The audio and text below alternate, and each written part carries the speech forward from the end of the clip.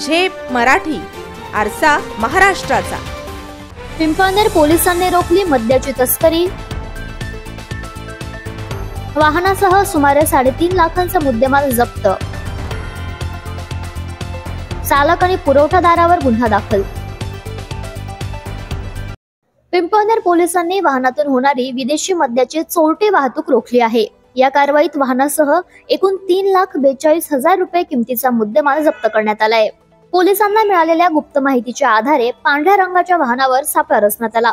हे संशयित वाहन अडवून तपासणी केली असता त्यामध्ये 1,92,000 रुपये किमतीची विदेशी दारू आढळून आली। वाहनाचा चालक विनायक सखाराम राऊत याची चौकशी केली असता त्याने ही दारू पिंपळनेर येथील राकेश जाधव याच्याकडून विकत घेतल्याची कबुली दिली।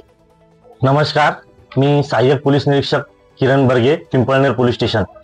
आगामी नगरपालिका निवडणूक 2025च्या अनुषंगाने वरिष्ठांच्या आदेशाने आम्हाला अवैध दारू, पत्ते, जुगार यांच्यावर कारवाई करायचे आदेश होते। त्या अनुषंगाने आम्ही काल गुप्त बातमीदारामार्फत बातमी काढली की सामोडा ते वारसा ह्या रोडवर एक वॅगनार गाडी क्रमांक MH 03 AW 3893 ही सामोड्यावरून वारसाकडे चालली आहे आणि त्याच्यामध्ये अवैध अशी दारू आहे।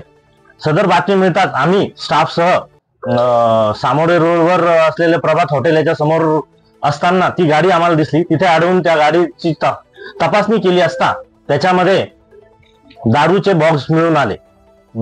रॉयल ब्ल्यू नावाची 20 बॉक्स त्या गाडीमध्ये मिळून आले, ज्याची किंमत 1,92,000 असून व वॅगनार याची किंमत 1.5 लाख असे 3,42,000चा मुद्देमाल जप्त करण्यात आला। आरोपी ताब्यात आहे।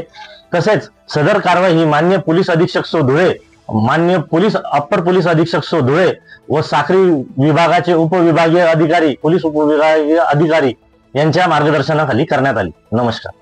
या दोघांविरोधात पिंपळनेर पोलीस ठाण्यात गुन्हा दाखल करण्यात आला असून मुद्देमाल जप्त करण्यात आलाय। वेगळ्या आणि ताज्या बातम्यांसाठी पाहत रहा झेप मराठी, आरसा महाराष्ट्राचा।